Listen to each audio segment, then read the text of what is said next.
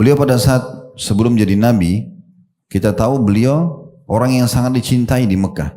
Tidak ada satupun orang di Mekah membenci Nabi. Termasuk pamannya sendiri, Abu Lahab. Ya. Itu sampai menikahkan anak laki-lakinya dengan anak perempuannya Nabi SAW.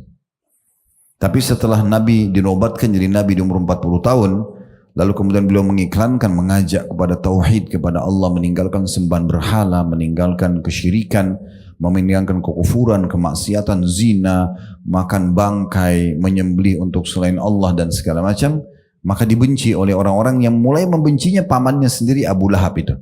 Sampai dia suruh anak laki-lakinya menceraikan anak perempuan Nabi SAW. Dalam surah Al-Masad dalam Al-Quran di juz 30 ya. Tabbat yada Abi Lahabin wa tab. Celakalah tangan kedua tangannya Abi Lahab, pamannya Nabi SAW. Ma'agna anhu malu wa ma kasab. Tidak ada manfaat dari harta dan semua nama baik yang sudah dia kumpulkan. Ya. Karena memang dia menghina-hina Nabi, dia menyiksa Nabi, mengganggu Nabi, menggerakkan masyarakat Mekah untuk membenci Nabi. Makanya tidak ada manfaat hartanya. Ma'agna anhu malu wa ma kasab. Sayasla naran dzata lahab. Pasti dia akan masuk dalam api neraka yang menyala-nyala. Wa amratu hammalatal hatab. Dan istrinya juga yang ikut-ikutan. Ya, yang membawa ya, serabut-serabut di lehernya untuk dia taruh di jalan-jalannya Nabi lalu dibakar kayak rumput-rumput kering. Ya, itu di masa dulu orang pakai untuk menyalakan api. Maka ditaruh lalu ditepukin dua batu, ada pecikan api lalu bisa membakar ranting-ranting kering itu. Ya, istrinya Abu Lahab taruh itu di lehernya. Dia bawa, dia kalungkan hanya untuk cari Nabi lewat mana ditaruh, dibakar. Maka dikatakan wamra'atuhu hammalatul hatab, dan istrinya Abu Lahab yang bawa-bawa itu ya. Fi jidha hablum min masad. Jadi memang dia betul-betul membawa dan itu nanti akan mencelakakan juga dia. Ya. Jadi bagaimana ujian yang sangat berat ini? Luar biasa gitu. Allahu Rabbi wal Islamu dini. Assalamualaikum warahmatullahi wabarakatuh. Alhamdulillah, selalu saja kita memuji dan memuja Allah atas segala nikmat yang dilimpahkan kepada kita, terutama Allah masih memberikan kita satu hari lagi umur, di mana dengan umur ini kita bisa memaksimalkan untuk menambah kantong-kantong amal saleh kita dan ketaatan kepada Allah Subhanahu wa taala, serta bertaubat dari dosa-dosa kalaupun masa lalu kita masih dipenuhi dengan pelanggaran dan dosa. Dan dengan itu tentunya kita akan selamat dari hisab Allah Subhanahu wa taala. Dari sisi lain, Allah Subhanahu wa taala juga berikan kita kesempatan seperti ini untuk duduk di salah satu rumah Allah, kemudian kita menimba ilmu bersama-sama. Saya dan ibu-ibu sekalian juga semuanya lagi belajar dan kita terus mendalami ilmu agama ini dan coba menerapkan maksimal dalam hidup kita sehingga kita bisa meraih keutamaan-keutamaan yang sudah dijanjikan. Oleh karena itu, kalau Allah masih memberikan kita peluang untuk bisa sibuk dengan amal saleh, dari amal saleh ke amal saleh yang lain atau dari taubat ke taubat yang lainnya, maka ini sebuah karunia yang harusnya kita jaga dan kita syukuri. Alhamdulillah. Selanjutnya kita panjatkan salam hormat kita kepada utusan Allah Nabi besar Muhammad sallallahu alaihi wa ala alihi wa sahbihi wasallam, sebagaimana Allah telah perintahkan kita untuk mengucapkan salam hormat tersebut, dan tujuannya juga agar mengejar apa yang dijanjikan oleh Allah. Dengan mengucapkan satu kali salam hormat kepada beliau akan dibalas dengan 10 rahmat. Dan rahmat Allah meliputi pengampunan dosa, peninggian derajat, pemenuhan kebutuhan dan solusi dari permasalahan-permasalahan hidup. Kesempatan ini insyaAllah pertemuan kedua dalam membahas buku yang disusun oleh Khalid bin Muhammad Al-Ansari hafidhahullah.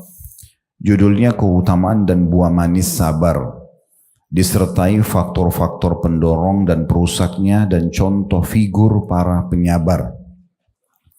Pertemuan perdana kemarin kita sempat membahas kata pengantar dari buku ini dan juga kita sudah membacakan seluruh daftar isi dari buku sehingga kita sudah punya gambaran umum sebenarnya isinya apa saja buku ini dari awal kita bahas sampai di lembaran terakhir nanti insyaallah. Semoga Allah masih memberikan umur dan kesempatan. Dan kemudian kita sudah rincikan panjang lebar dalam muqaddimah itu bagaimana sabar itu merupakan salah satu sayap kehidupan dari dua sayap kehidupan yang bisa membuat kita melalui kehidupan ini dengan baik. Yang pertama, sayap adalah syukur terhadap nikmat. Setiap kali Allah subhanahu wa ta'ala berikan nikmat dari hal yang kecil sampai yang besar, kita boleh menikmati selama halal dan kita tinggal syukuri, alhamdulillah, maka akan sesuai yang Allah janjikan dalam surah Ibrahim, la in syakartum la azidannakum wa la in kafartum inna azabi lasyadid. Kalau kalian bersyukur pasti aku akan tambah, kalau kalian kufur maka siksaku sangat pedih. Sayap yang kedua yang sedang kita bahas yaitu sabar atas ujian yang ada.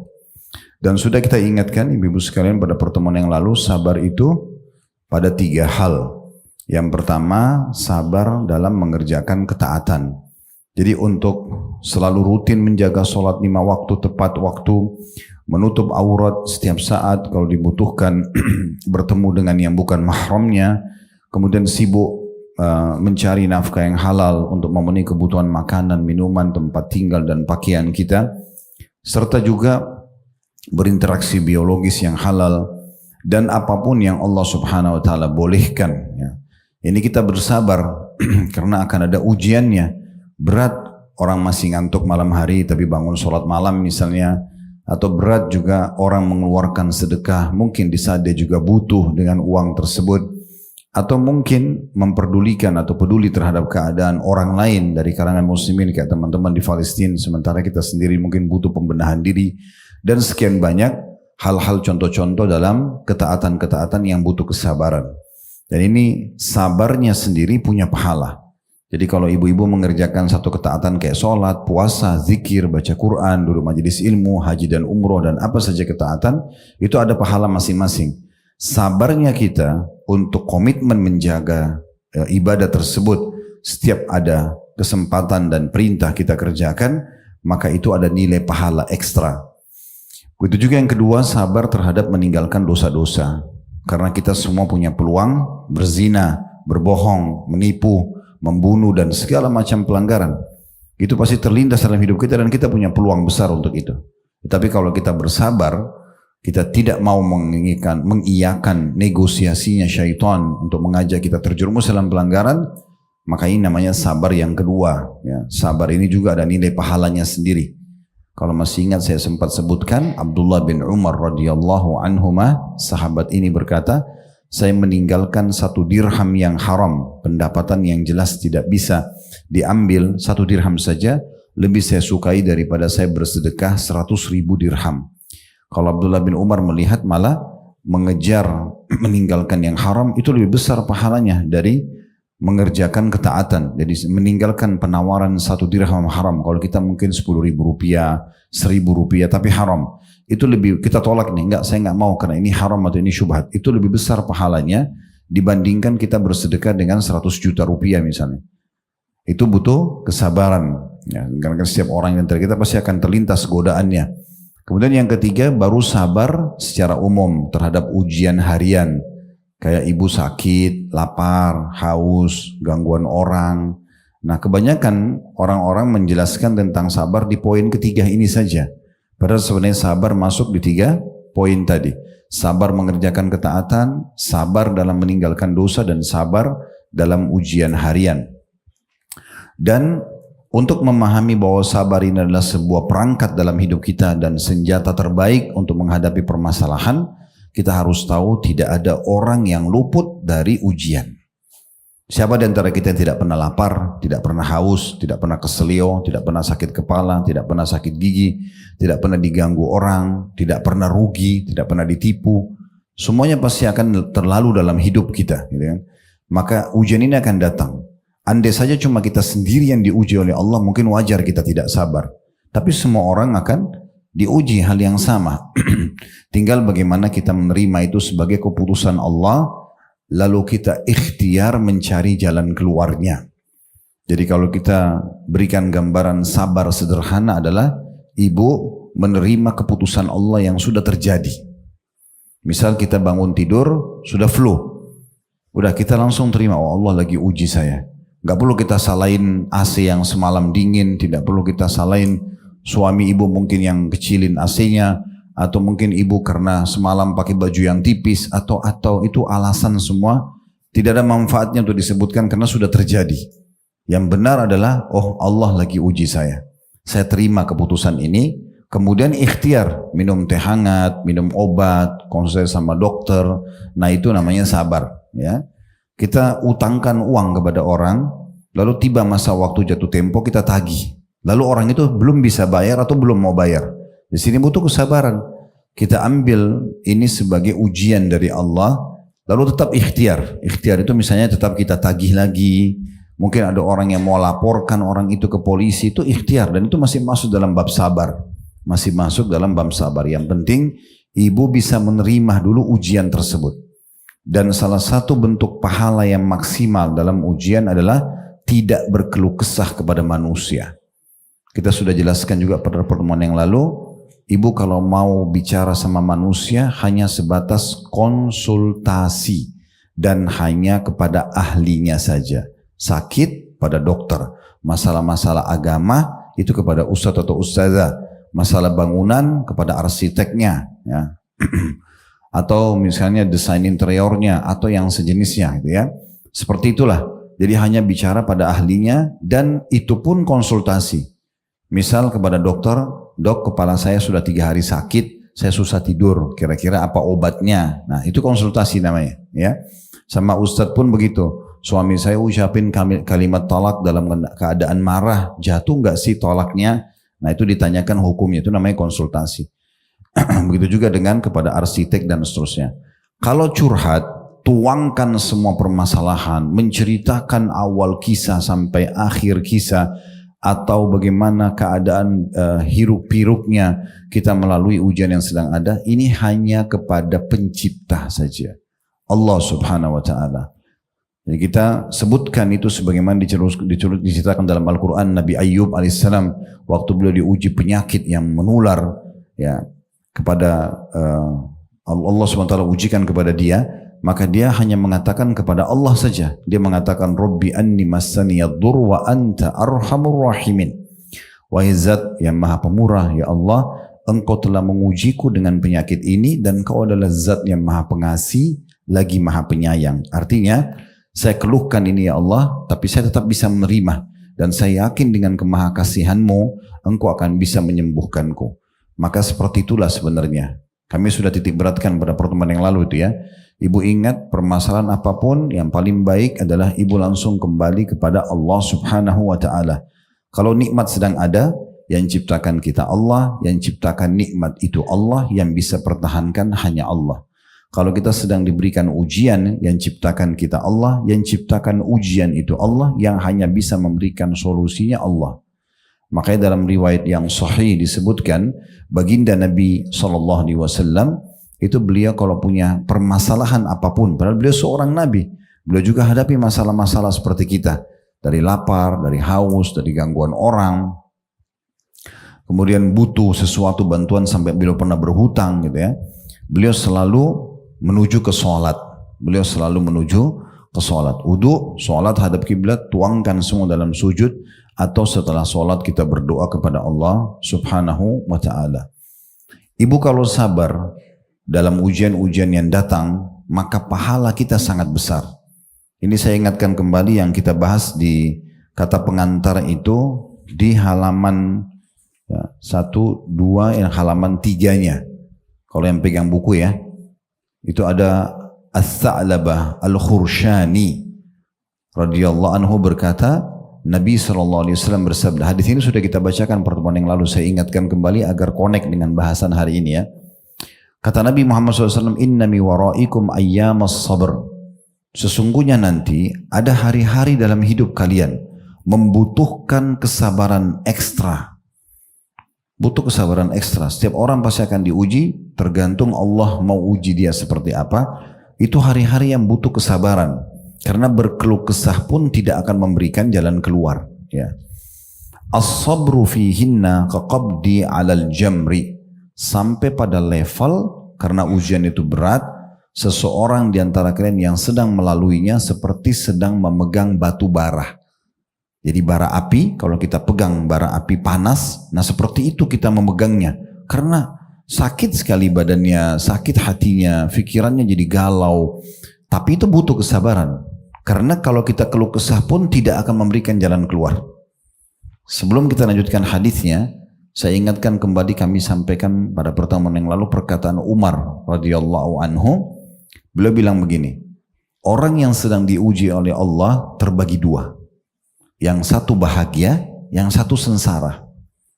Siapapun lagi diuji, kita pun masuk di dalam perkataan ini. Orang yang diuji oleh Allah terbagi dua. Ada yang bahagia, ada yang sengsara. Kalau yang bahagia adalah orang yang bisa menerima keputusan Allah. Tadi saya kasih contoh, ibu bangun tidur flu. Ibu keluar tiba-tiba mendung, hujan deras, gak jadi.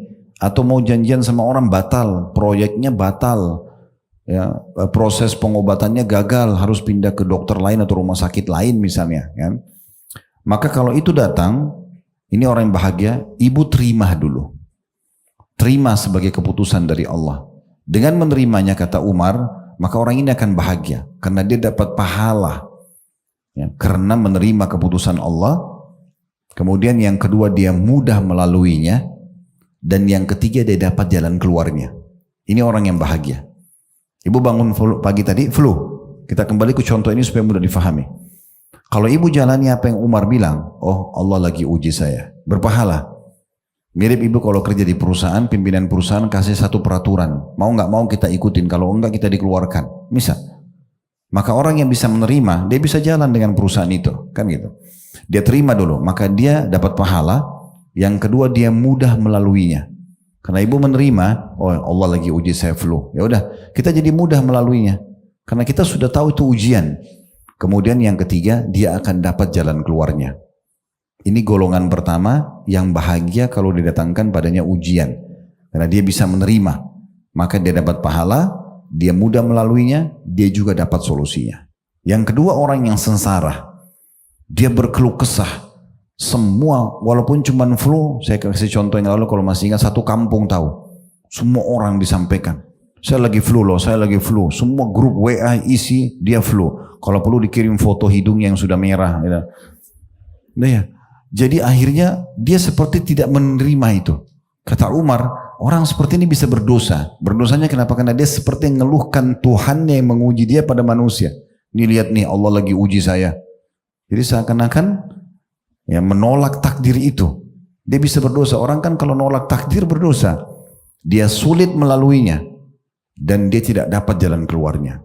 Ini orang yang sengsara gitu. Maka opsinya apa? Sabar. Gak ada opsi lain. Kalau ujian sedang datang hanya sabar. Gak ada yang lain. Ya, makanya seorang sahabat mengatakan sabar itu ibarat kepala dari badan. Maka bagaimana bisa ada kehidupan tanpa ada kepala? Kan gitu. Baik, saya lanjutkan hadisnya. Apa yang kita dapatkan kalau kita sabar, ibu-ibu sekalian, di saat ada ujian datang? Kata Nabi SAW, lil amili fihinna ajru khamsina rajulan ya'maluna mithla amalikum. Orang yang sabar di masa itu nanti, hari-hari setelah saya meninggal, kata Nabi, kita-kita ini, karena Nabi SAW sudah tidak hidup sama kita. Orang yang sabar pada satu dengan ujian-ujian yang datang, gangguan orang, dia sakit, hartanya ditipu, segala macam, dia bersabar, maka akan dapat pahala 50 orang dari kalian, dari sahabat Nabi. Padahal untuk jadi sahabat Nabi ini gak gampang, Bu, ya. Definisi sahabat itu ulama bilang, mereka adalah orang yang bertemu dengan Nabi, lalu masuk Islam di tangan Nabi di masa itu, atau masuk Islam di masa hidupnya Nabi. Setelah lihat Nabi, ya, ketemu atau lihat Nabi, kemudian meninggal dalam keadaan Islam, baru dikatakan sahabat. Kalau pernah dengar namanya Uwais Al-Qarni, ya, ini salah satu orang soleh yang ada dari Yaman, ya. Dia hidup di masa Nabi, dia beriman tapi tidak pernah lihat Nabi secara fisik, maka tidak digolongkan sahabat. Sahabat ini orang-orang yang mulia. Kemudian sama Nabi langsung, salaman sama Nabi, berperang sama Nabi, duduk dalam majelis Nabi, ini kemuliaan besar sekali. Nah, kedudukan mereka besar. Kata Nabi SAW, nanti kalau saya sudah meninggal, ada dari umatku melalui hari-hari sabar, butuh kesabaran, seperti pegang bara api, karena ujiannya berat, membuat kepalanya pusing, dadanya sesak. ujiannya luar biasa kan, seperti sudah tidak ada jalan keluarnya. Tapi dia bersabar, dia akan dapat pahala 50 orang dari kalian, dari para sahabat Nabi. Sampai sahabat Nabi ini Abu Tha'labah mengatakan, qalu, para sahabat mengatakan, ya Rasulullah, ajru khamsina minna au minhum. Apakah yang anda maksud 50 pahala dari kami atau dari mereka? Kan mereka hidup di masa itu. Pahala 50 orang di antara mereka atau pahala 50 orang dari kami? Kata Nabi SAW, bal ajru khamsina minkum. Pahala 50 orang dari kalian. Karena kan kita beriman pada Nabi Muhammad tidak lihat. Para sahabat melihatnya. Jadi kita punya kedudukan. Ini bukan berarti kita lebih baik dari para sahabat, bukan. Tetapi ada satu titik di mana kalau ujian datang, khusus poin ini ya, kalau sholatnya, kalau jihadnya kita tidak bisa, infaknya tidak bisa kita samai para sahabat. Karena kata Nabi SAW dalam sebuah hadis yang lain, la tasubbu ashabi. Jangan pernah kalian caci maki sahabat-sahabatku. Lau anfaqa ahadukum mithlu uhudin dhahaban ma balaga mudda ahadihim. Karena kalau salah seorang dari kalian menginfakkan seperti gunung Uhud besarnya emas semua di jalan Allah, tidak akan bisa mencapai sedekah satu mud, satu genggaman tangan dari mereka. Karena besarnya pahala mereka. Tapi khusus pintu ujian, ini kalau kita sabar, bisa mendapatkan pahala 50 orang sahabat. Oleh karena itu memang ya sesuai kadarnya ya. Bahkan ibu-ibu nanti yang diuji sama Allah dan bisa bersabar, tidak banyak berkeluh kesah, konsultasi hanya pada ahlinya, nanti curhatnya hanya kepada Tuhannya, di sholat malamnya, di doanya, lagi tawaf, lagi sa'i misalnya, maka orang seperti ini nanti dia akan ya, sangat gembira mendapatkan balasan pada hari kiamat nanti. Sampai ada sebuah hadis, ini saya belum sebutkan pada pertemuan yang lalu ya, tiba-tiba terlintas sekarang tentang masalah bab ujian.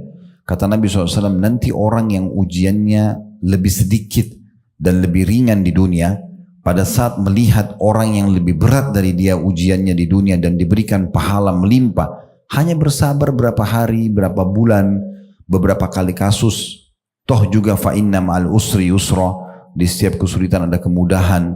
Berapa banyak permasalahan kita lalui, toh kita sudah akan dapat atau kita sudah temukan jalan keluarnya ya.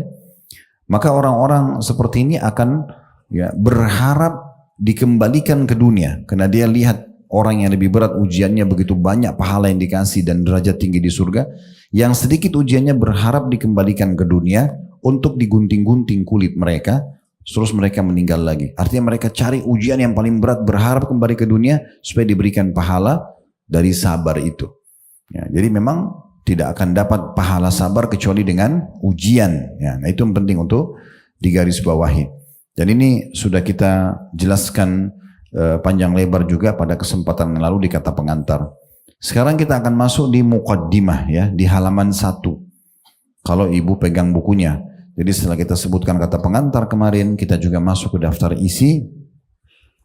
Kita sudah bacakan semua daftar isi sampai halaman 83 ya. Daftar isinya saja, judul-judulnya. Kita akan masuk di halaman 1 tentang muqaddimah, pembukaan buku ini. Dan semua penulis akan menulis muqaddimah. Semua orang menulis kalau karya ilmiah pasti ada muqaddimah atau pendahuluan bahasa Indonesia ya.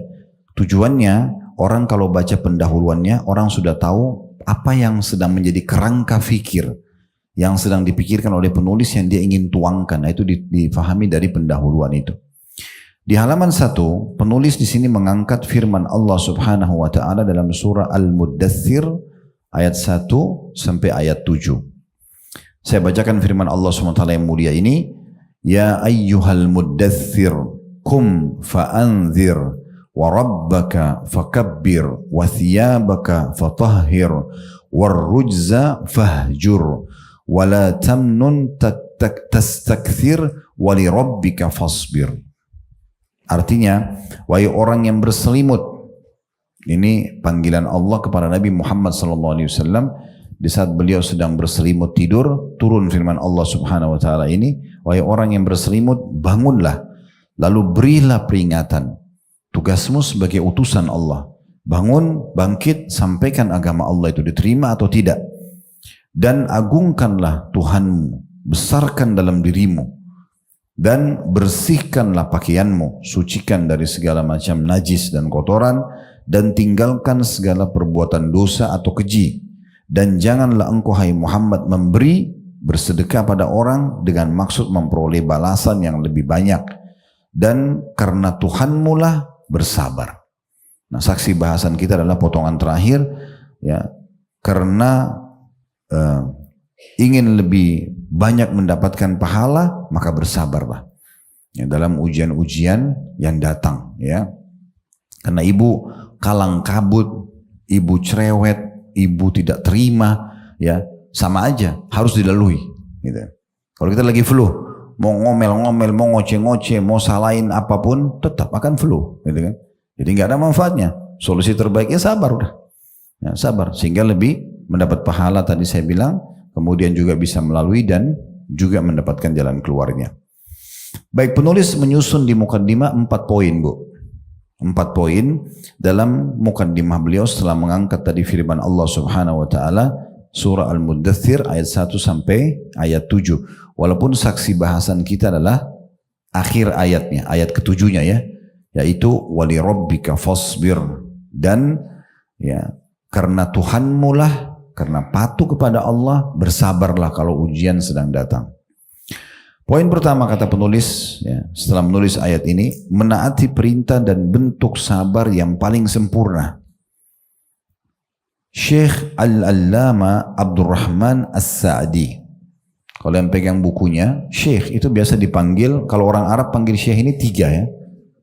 Bisa orang pintar agama dipanggil Syekh, bisa juga orang tua sekali, laki-laki dipanggil Syekh, bisa juga orang kaya raya melimpah hartanya dipanggil Syekh, ya.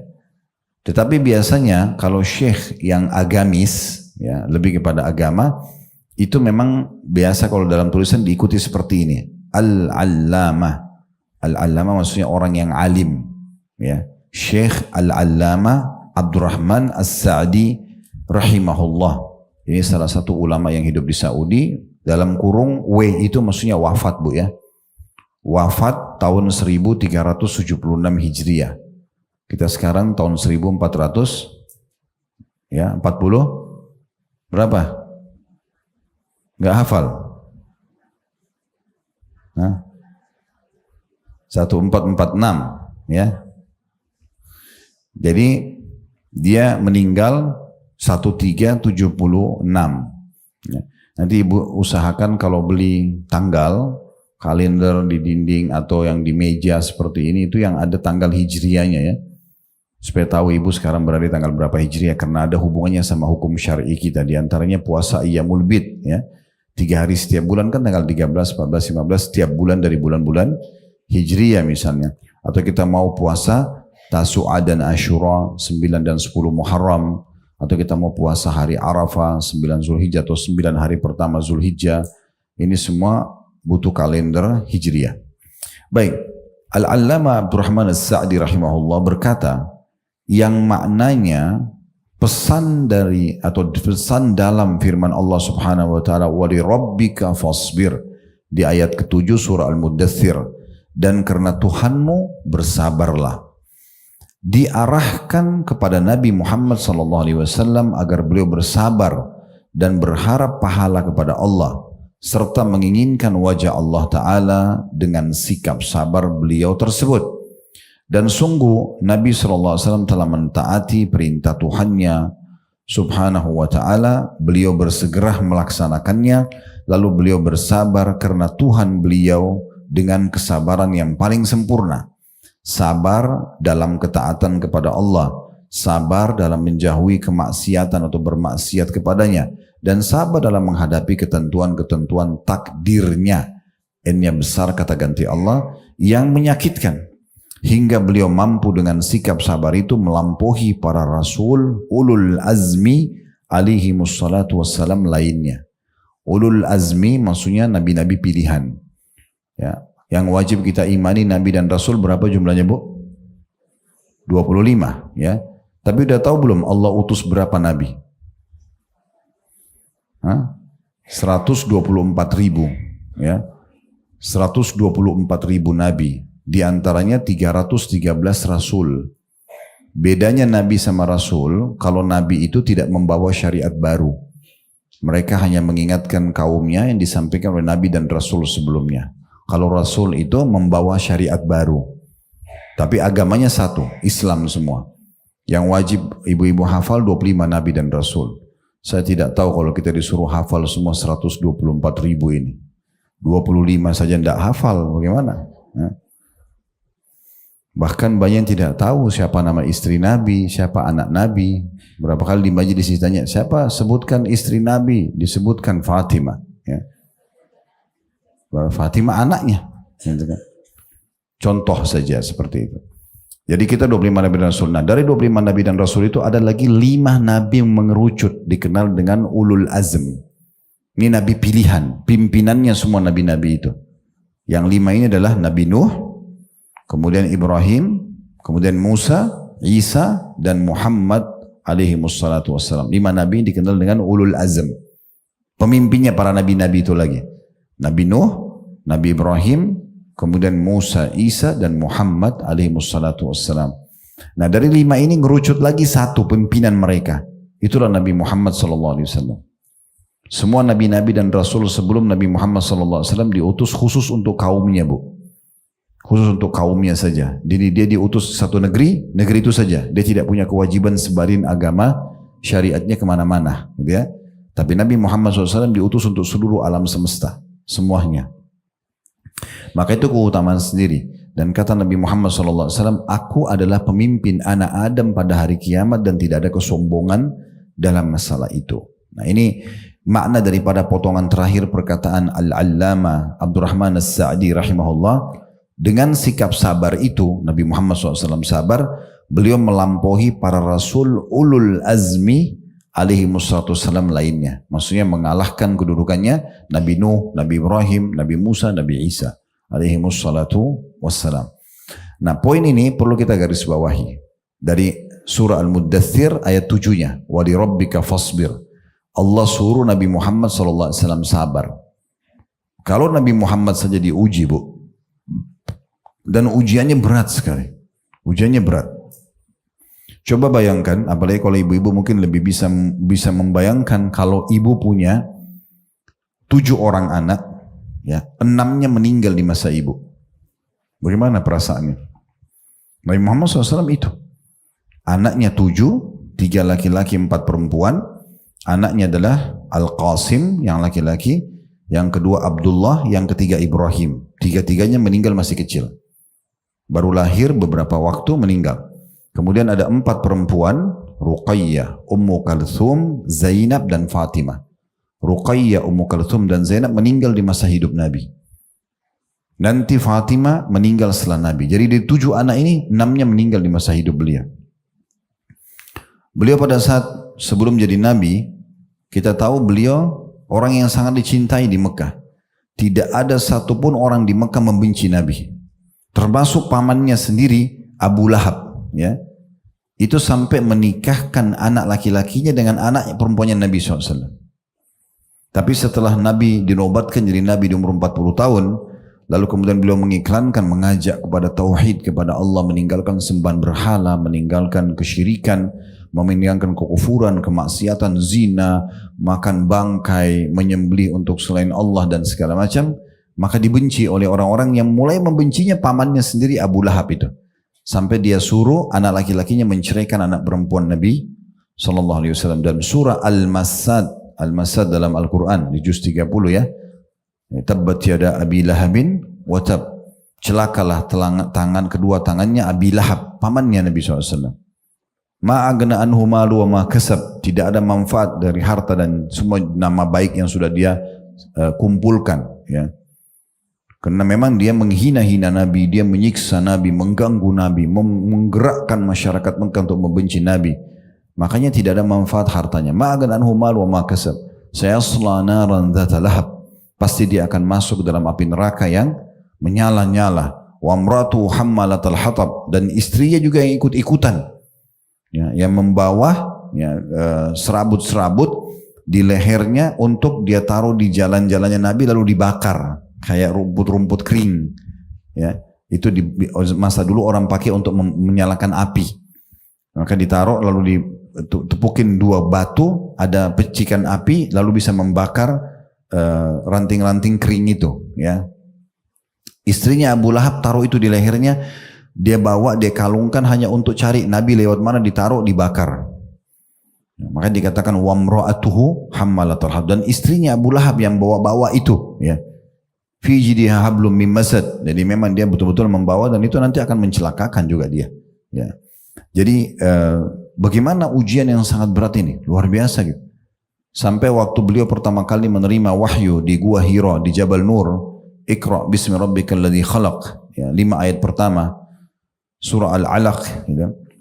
Maka beliau pulang ke rumahnya, dan Khadijah radhiyallahu anha, istri yang mulia, menunggu beliau tidak dengan kecurigaan, malah melihat suaminya dalam kondisi ketakutan. Malam subuh-subuh kembali ke rumah, yang pertama beliau diam, tidak menjawab apapun, tidak menanyakan apapun, menunggu Nabi SAW mengucapkan perintah apa.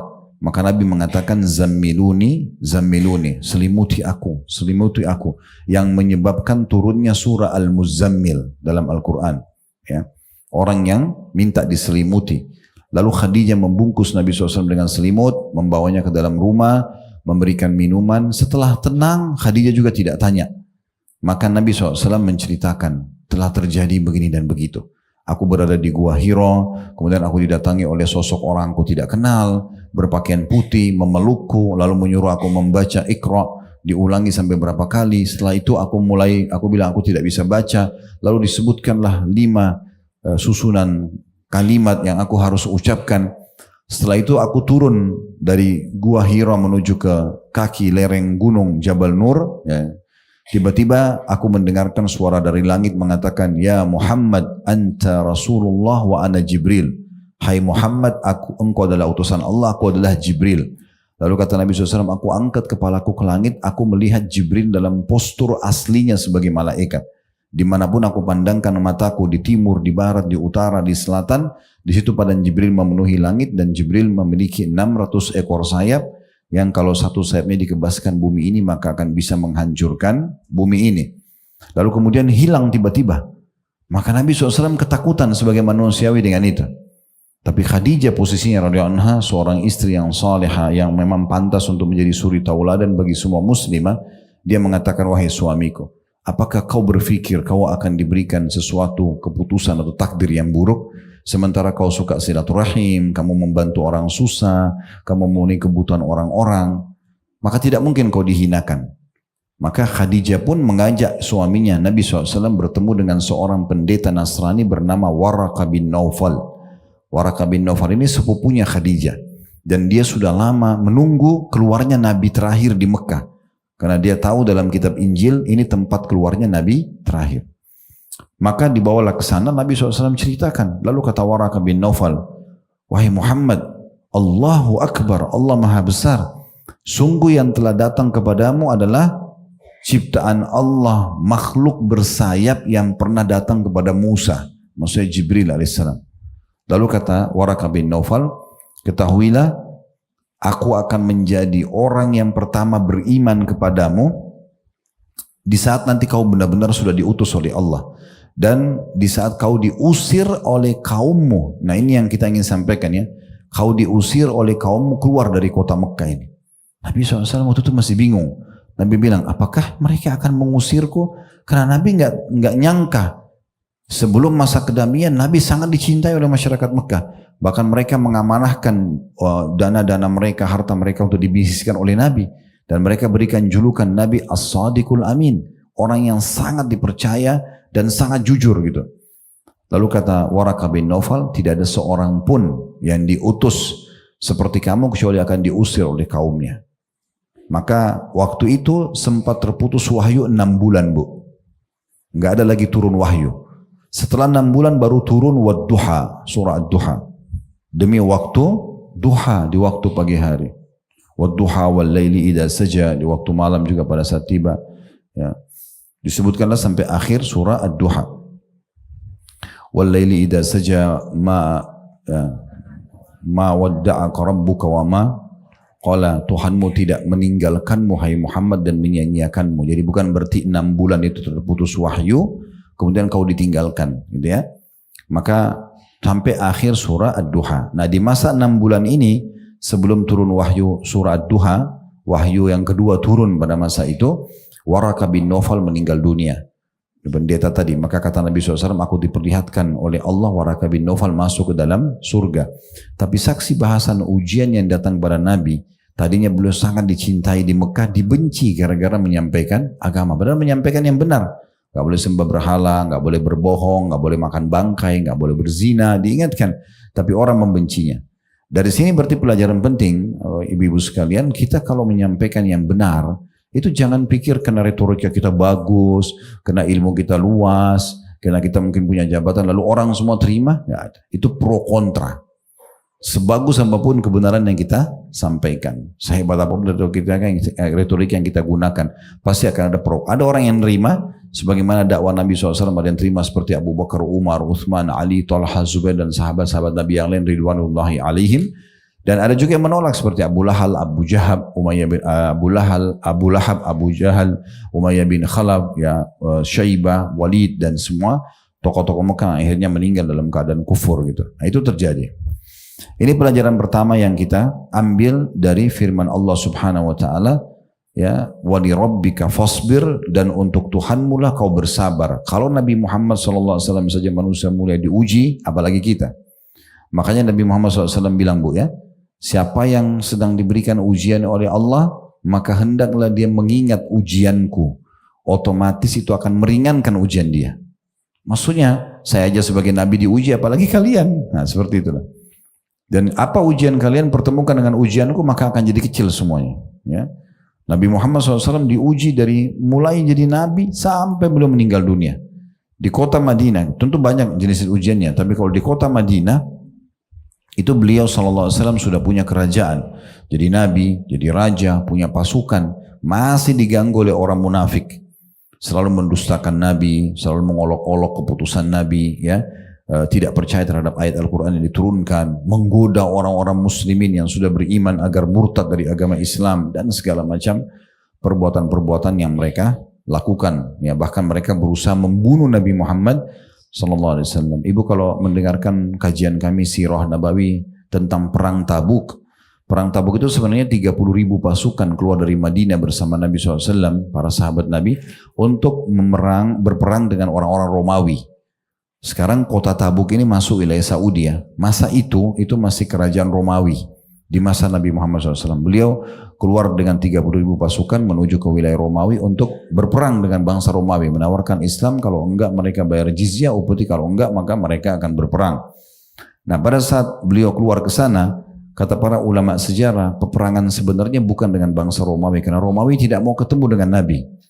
Raja mereka yang waktu itu namanya Heraklius, dia tidak mau menemui Nabi.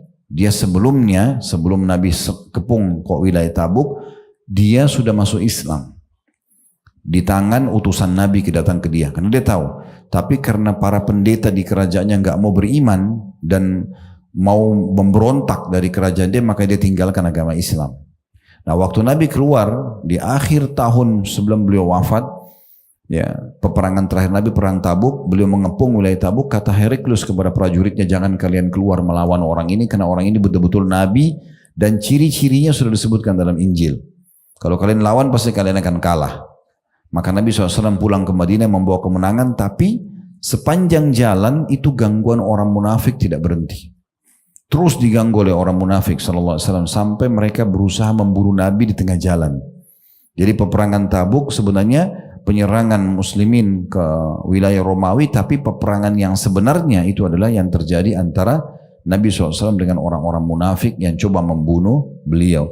Dan terlalu banyak kisah, ya, mereka menyalah-nyalahkan Nabi, mereka mengolok-olok gitu, ya.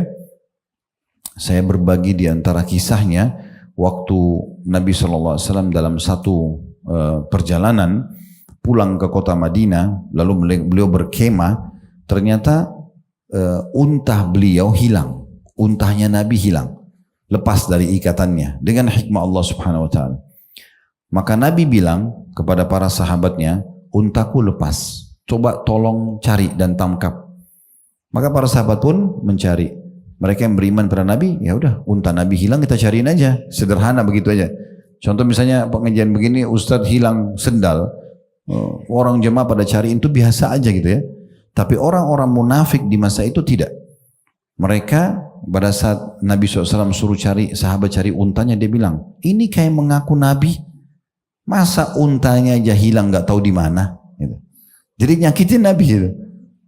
Akhirnya Nabi Muhammad SAW kebetulan banyak kemah, beliau ada di kemah, ada wahyu turun menyampaikan kepada Nabi, Jibril langsung menyampaikan. Ada orang yang bicara begini, kebetulan yang bicara itu di kemah sebelahnya. Jadi kayak rumah itu bertetangga di lokasi perkemahan itu. Di kemah sebelah orang munafik itu bicara. Jibril bongkar pembicaraan orang itu. Pemilik kemah yang ada orang munafik kebetulan lagi di kemahnya Nabi. Gitu. Lagi di kemahnya Nabi. Maka Nabi Muhammad SAW mengatakan, waktu saya suruh kalian cari unta saya tadi, saya bilang coba carilah unta saya. Ada di antara kalian yang mengatakan, inikah orang yang mengaku sebagai Nabi, masa untanya hilang aja dia tidak tahu? Maka ketahuilah saya manusia biasa. Saya tidak tahu di mana unta itu. Tapi Allah sekarang turunkan wahyu melalui Jibril menunjukkan di mana untaku. Dia ada di lembah ini, pergilah ke sana dan ambillah. Dan para sahabat mengikuti instruksi itu menemukan unta Nabi betul ada di sana. Waktu pemilik kemah sebelah ini keluar dari kemahnya Nabi, dia masuk ke kemahnya lalu dia bilang sama sahabat-sahabat di situ. Tadi agak unik, Nabi Muhammad SAW sampaikan wahyu turun membongkar kedok seseorang yang meragukan kenabian Nabi Muhammad SAW karena beliau memberitakan untanya hilang. Lalu kemudian orang itu mengatakan, masa dia mengaku Nabi tapi untanya aja tidak tahu? Maka teman-teman sahabat Nabi yang beriman di kemah itu mengatakan, yang ngomong ini orangnya nih, ada di situ. Maka pemilik kemah itu marah lalu digebukin orang munafik itu. Ya. Tapi itu contohnya, dan mereka tidak berhenti. Terus saja menyakiti Nabi SAW dan beliau bersabar. Beliau bersabar. Ya. Intinya semua ujian butuh sabaran. Sabar itu solusi terbaik, ya, perangkat terbaik, kendaraan terbaik. Kalau orang sakit, obat terbaik, resep terbaik untuk bisa keluar dari permasalahan. Nah ini pelajaran pertama yang diambil dari Al-Muddathir ayat 7 tadi. Pelajaran yang kedua yang bisa diambil adalah tadi pembagian sabar itu ya. Dilihat kalau di halaman 2 itu di perkataan tadi Syekh Al-Allamah Abdurrahman As-Sa'di rahimahullah. Beliau mengatakan sabar dalam ketaatan kepada Allah, sabar dalam menjauhi maksiat kepadanya, dan sabar dalam menghadapi ketentuan-ketentuan takdir yang menyakitkan. Ya, jadi kita memang ujian itu datang, memang menyesakkan dada, memang menjedihkan mata, membuat akal berpikir. Itulah ujiannya. Ya, dan kita bisa bayangkan bu sekalian ya, kalau tidak ada ujian dalam hidup ya. Mungkin kita tidak akan mengenal Tuhan kita. Kita tidak akan sampai pada level meneteskan air mata dan sangat dekat dengan Allah. Itu tidak bisa kita rasakan kalau tidak dengan ujian. Maka ujian itu banyak sekali manfaatnya. Bisa memberikan pahala besar, bisa memberikan kita kesadaran kalau kita punya Tuhan dan akhirnya kita kembali kepada Allah. Berapa banyak orang di antara kita bisa nangis pada saat Anda punya masalah. Sholat bisa nangis dalam doanya. Berapa banyak orang nggak bisa menangis pada saat lagi nikmat melimpah gitu. Ya, karena itu sulit untuk mempertemukan antara dua hal ini. Ya. Baik, itu pelajaran juga yang bisa diambil dari poin yang pertama tadi dan tafsir surah Al-Muddathir ayat 7. Sekarang kita masuk poin yang kedua. Wasiat yang agung dan bekal yang paling pokok. Itu ditulis Sayyid Qutb berkata ketika menafsirkan firman Allah Subhanahu wa taala wa li rabbika fasbir, dan karena Tuhanmu bersabarlah. Ini adalah wasiat yang terus berulang dalam setiap kali pemberian beban atau pengukuhan untuk berdakwah kepada Allah Ta'ala. Dan sabar adalah bekal yang paling pokok dalam pertempuran yang sulit ini, yaitu pertempuran dalam rangka berdakwah kepada Allah. Pertempuran panjang yang tidak ada bekal baginya kecuali sabar yang ditujukan untuk mencari wajah Allah Ta'ala semata. Nah ini poin yang kedua yang disebutkan oleh beliau dalam masalah sabar. Kalau ibu mau dapat pahala besar, caranya kan mendakwakan agama Islam ya. Saya pernah bahasakan di pengajian itu marketingkan ya. Ibu sampaikan ke orang lain. Jadi jangan ibu pikir ibu sudah susun nih ngajak orang sholat misalnya. Kita ambil potongan ceramah kirim di grup. Terus ibu pikir 100% orang grup semua terima. Itu sudah umum. Pasti ada yang bilang ini soalim lah, ini riak lah, apalah. Padahal kita tidak ada hubungannya dengan itu, niatnya baik. Ibu nanti akan bilang, kok saya niat baik malah dinilai begitu. Ya memang itu ujiannya. Ya, kita tidak suruh ibu-ibu nonton film ya. Tapi bayangkan Bu, kalau film tidak ada penjahatnya. Kira-kira ada yang nonton nggak? Nah itu ada penjahat-penjahat itu. Penjahat-penjahat ini yang mendatangkan pahala kita kalau kita bersabar. Gitu ya. Nah seperti itu gambarannya. Tapi kalau kita bisa bersabar, orang yang terima kita rangkul dan terus kita sampaikan, tambahkan informasi, orang yang menolak kita doakan agar dapat hidayah, kita bersabar atas tajamnya lisan dia, gangguan dia, maka disitulah puncak ya dakwah itu akan mendapatkan pahala.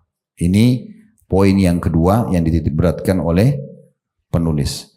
Kemudian yang ketiga Bu ya, hukuman berupa kerugian bagi orang yang tidak bersabar dan pembahasan tentang sifat yang 4. Di sini beliau mengatakan hukuman berupa kerugian bagi orang yang tidak bersabar. Jadi kalau ujian sedang datang, dia tidak bisa terima, itu malah rugi dia. Karena dia sulit melaluinya, plus dapat dosa, gitu kan. Sungguh Allah Azza wa Jalla telah menghukum dengan kerugian kepada setiap orang yang tidak menyandang sifat yang 4 berikut.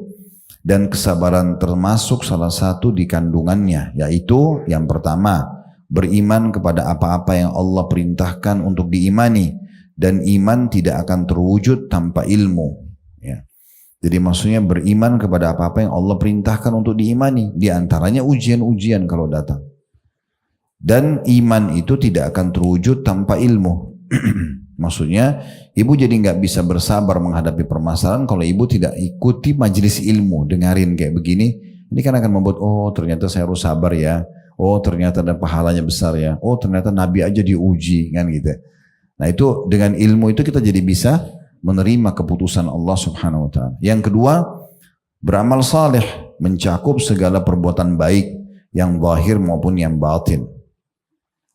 Jadi sibuk dari amal saleh ke amal saleh yang lainnya. Yang ketiga, saling berwasiat dengan kebenaran yang ia merupakan iman dan amal saleh.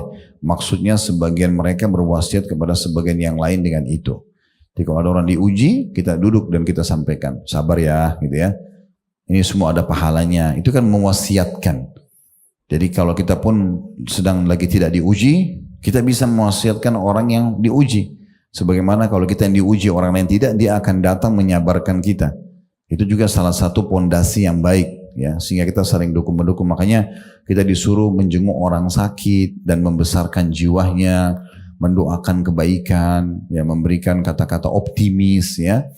Kemudian juga kalau orang lagi meninggal, keluarga yang sedih, kita ada takziah, menghibur keluarga yang sedang sedih, ya. Jadi takziah bukan untuk orang mati, tapi takziah untuk keluarga si mayit, ya. Jadi kalau ibu sedang bertakziah, sunnahnya ibu bawa makanan, ibu doakan keluarganya. Kalau orang yang mati, kalau takziah untuk keluarga orang yang mati ini dibatasi 3 hari dalam syariat. Kalau untuk orang mati, dari pertama dia mati sampai kita mati, kita doakan dia terus. Bukan di masa takziah itu. Ya. Takziah ini untuk orang yang, keluarga orang yang sedang sedih. Makanya Ja'far bin Abi Thalib radhiyallahu anhu, kakaknya Ali bin Abi Thalib yang lebih tua 10 tahun. Beliau meninggal di perang Mu'tah namanya. Ada peperangan Nabi suruh pasukan muslimin menyerang, berperang dengan bangsa Romawi di wilayah Jordania. Ada namanya Mu'tah, sampai sekarang kuburan mereka masih ada di sana, lokasi peperangan itu. Ja'far bin Abi Thalib meninggal. Waktu meninggal, Nabi SAW bilang kepada penduduk Madinah, Isna'u li ali Ja'far fa innahum asabu ma lam yusibkum. Buatkan makanan keluarganya Ja'far, karena mereka sedang ditimpa apa yang tidak menimpa kalian. Nabi bukan suruh doakan Ja'far, Nabi suruh hibur keluarganya yang sedang sedih. Itu takziah maksudnya. Makanya kita yang bawa makanan, jangan ibu yang makan di situ. Ya, kita yang bawain makanan, kita yang bawain minuman. Ya, kalau orang sudah meninggal harus lagi siapin tenda makanan buat tamu datang. Ini tambah kesedihan dia. Ya, tambah kesedihan dia. Ada seseorang driver mobil di salah satu jemaah pengajian, saya pernah isi pengajian di rumahnya di hari, waktu itu kebetulan hari Sabtu atau hari Ahad. Pas pulang karena saya tidak bawa kendaraan, diantar pulang gitu. Terus supirnya masih awam sekali, dia ngomong sama saya, Ustaz, saya bingung ini. Saya kemarin baru saja sedih karena meninggal ayah saya. Tapi tiba-tiba saya ditelepon oleh salah satu tokoh di kampung. Dia bilang, kamu mau ambil paket yang mana? Terus saya tanya, paket apa? Paket 3 hari, 7 hari, 40 hari, dijual paket. Ya. Jadi kamu tinggal siapkan uang sekian, saya akan datangkan orang. Ya. Ini subhanallah. Dia bilang begini secara fitrah, alami. Dia bilang, saya bingung Ustaz, saya sudah bersedih, saya malah harus keluarin uang lagi. Memang begitu dalam Islam. Ya. Tapi dalam Islam bukan begitu ya. Justru harusnya dihibur dia. Gitu. Keluarga yang sedang bersedih itu. Yang keempat, D di situ saling berwasiat dengan kesabaran. Pertama, sabar dalam melaksanakan ketaatan kepada Allah. Kedua, sabar dalam menjauhi perbuatan maksiat kepadanya. Dan yang ketiga, sabar dalam menghadapi takdir-takdirnya. N-nya besar kata ganti Allah yang menyakitkan. Jadi selalu di sini memang takdir Allah yang menyakitkan. Gitu. Ujian datang, gangguan orang, utang belum dibayar, penyakit belum sembuh, gitu. Usaha belum berhasil, gitu-gitu ya. Dengan sempurnanya keempat perkara ini, punya ilmu, beramal soleh, saling menguatkan satu sama yang lain, berwasiat kebaikan, dan juga saling mengingatkan agar bersabar di 3 poin, sabar dalam ketaatan kepada Allah, sabar dalam meninggalkan dosa, sabar dalam ujian harian. Maka dikatakan dengan sempurnanya keempat perkara ini seorang hamba menjadi telah selamat dari kerugian dan beruntung dengan keberuntungan yang besar. Yang terakhir dalam mukaddimah beliau, dan kita tutup dengan ini, nanti kalau ibu-ibu ada pertanyaan silahkan, ya, yaitu Anda tidak akan pernah menggapai kejayaan hingga Anda menelan kesabaran. Tidak bisa kita jaya mencapai target yang kita inginkan kecuali ada ujiannya dulu. Sebenarnya sih dalam kehidupan kita kalau di pendidikan formal ya, SD, SMP, SMA, kuliah, ada pasti kalau mau naik kelas 2 SD, kelas 3, ada ujian. Kenapa ada ujian? Kenapa gak langsung aja? Untuk menguji dia. Dia ini orangnya benar gak? Serius gak? Belajar gak gitu? Nah seperti itu ya. Nah dalam kehidupan begitu.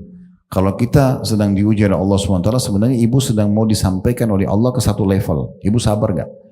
Sehingga level itu kita bisa capai. Kita bisa capai. Nah itu yang dimaksudkan. Baik, ini disebutkan yang pertama Abu Ali Ismail bin Al-Qasim Al-Qali rahimahullah yang wafat tahun 356 Hijriah berkata, Dabatta lil majdi was-sa'una qad balagu jahdan nufusi wa al-qawdunahul uzuru atau uzura, maaf, saya ulangi, jahdan nufusi wa al-qawdunahul uzura waqabadul majda hatta malla aktharuhum wa anaqal majda man awfa wa man sabara la tahsibil majda tamran anta akiluhu lan tablugal majda hatta ta'laqas sabra. Terjemahannya, engkau telah merangkak untuk kejayaan sementara orang-orang yang berusaha dengan berlari. Maksudnya kalau kamu berjaya seperti orang-orang, ikuti cara mereka. Syukuri nikmat, sabari ujian, gitu ya. Tapi sayangnya kamu malah merangkak, kamu tidak berlari seperti mereka. Baru diuji sedikit, semuanya disampaikan, mengeluhkan Tuhannya kepada manusia misalnya.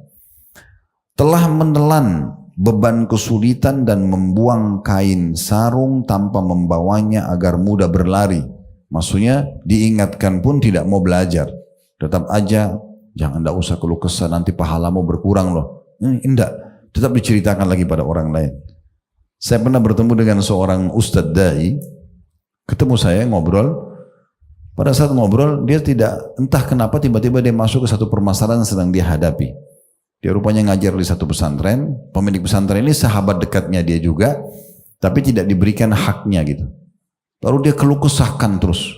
Dia keluh kesahkan, ini kenapa gajinya sedikit, dia tidak nilai ke pengorbanan saya dan segala macam. Setelah mungkin dia bicara beberapa menit, saya potong dulu. Saya bilang, sebentar, maaf Ustaz, saya bilang gitu. Dan beliau lebih tua juga dari saya. Maaf, saya bilang. Bisa saya ngomong dulu? Dia bilang, ya silahkan, baik. Ini ujian buat antum. Allah sedang menguji. Kalau antum keluh kesah begini, antum tidak ada pahalanya nanti. Antum sudah ngajar di pesantren orang kan? Ada pahalanya? Iya.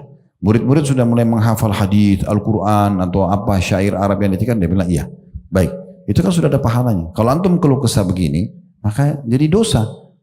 Kalau mau solusinya saja. Apa solusinya? Tidak cocok dengan bayaran di situ, udah ajukan permintaan gaji. Kalau tidak diterima, keluar saja, cari lembaga lain. Tapi tidak usah keluhkan orang. Misalnya ibu kerja di satu rumah sakit, tidak cocok nih bayarannya. Sampaikan, saya kayaknya sesuai dengan ijazah saya, sesuai dengan potensi saya, pengorbanan saya harusnya menerima sekian. Bisa nggak? Oh nggak bisa, ya udah keluar aja. Dan sudah selesai pindah tempat lain, tenang-tenang aja. Udah anggap itu sebagai ujian. Jangan disampaikan kepada semua orang. Oh itu rumah sakit sana itu nggak kasih gaji saya. Jadi apa yang sedang diujikan oleh Allah sana tidak ada pahalanya. Hanya dengan kita mengeluh masalah itu, ya. Apalagi kadang-kadang ada orang menjelek-jelekkan sesuatu yang tidak perlu, Bu.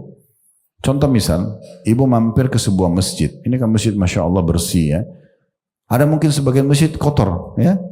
Mungkin karpetnya kotor, kamar mandinya kotor, mungkin panas ya. Mungkin bangunannya sudah rapuh gitu ya. Kalau ibu mendapatkan kasus seperti yang saya ceritakan ini, maka ambil pesan positifnya. Allah membuat kaki ibu sampai ke masjid itu supaya ibu terlibat, ibu punya andil, ya. Ibu sumbang, ibu perbaikin, ibu bersihin karpetnya, pasangin AC-nya, itu pesannya. Tapi banyak orang tidak begitu. Wih, masjidnya kotor, masjidnya jorok. Yang dia sedang hina ini rumahnya Allah. Bukan pembangun masjid, karena kan kalau sudah dibangun lillahi ta'ala sudah milik Allah semua kan. Ibu kalau ada orang bertamu di rumah ibu berantakan sedikit ruang tamu lalu dia bilang, oh rumahnya ibu itu berantakan. Mungkin ibu mau berantem sama dia. Ya? Bagaimana dengan rumahnya Allah? Kotor, jorok. Tidak cukup di situ. Ketemu sama temannya. Kamu nanti kalau sholat di Gandaria itu jangan mampir di sholat masjid situ ya. Kotor itu. Nah, jadi dia tambah jorok-jorokin itu ya. Bukannya dia ambil pesannya. Oh ada pesan apa ini Allah sampaikan saya di sini. Itu penting ya. Itu pesan iman. Saya pernah masuk ke satu pedalaman Irian, Bu. Jauh sekali. Udah ke Marokinya naik pesawat sekian jam dari Jakarta.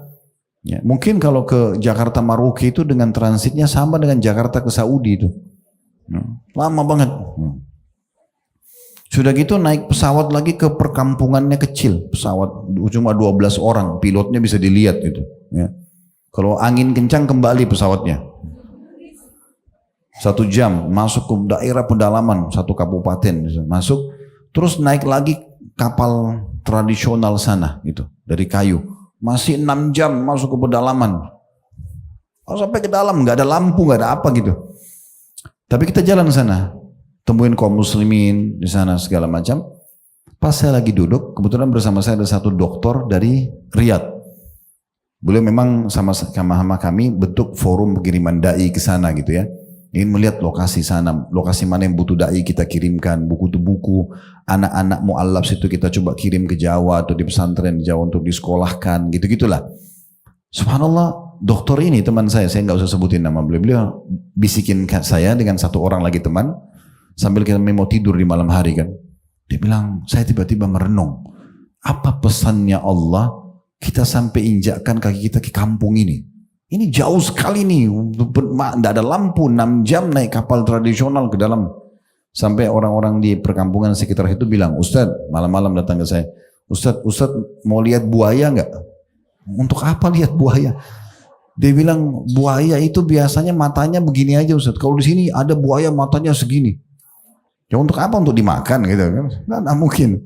Udah nggak apa-apa, nggak usah lihat buaya Pak.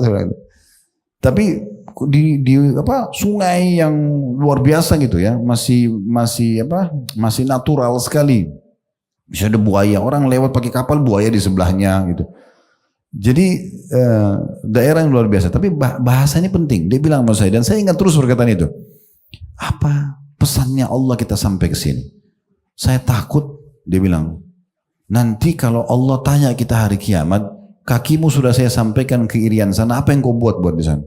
Saya merenung perkataan itu benar yang diucapin sama dia. Dan benar pesan apa yang kita ambil. Itu kan yang penting ya.